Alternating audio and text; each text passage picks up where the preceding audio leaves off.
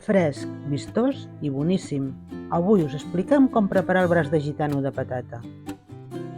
Al final del vídeo us deixem una llista amb tots els ingredients.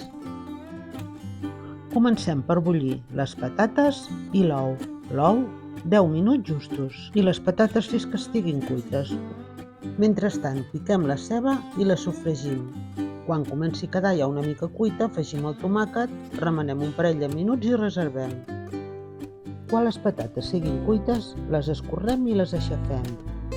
Opcionalment podem hidratar un full de gelatina i el barregem amb llet una mica calenta. Incorporem la mantega. Barregem i seguidament incorporem la llet. Comprovem el punt de sal i si cal rectifiquem. Ara aboquem el puré sobre un drap de cuina ben net. Posem un altre drap al damunt i amb l'ajuda del corró el deixem ben uniforme. Al centre hi repartim el sofregit.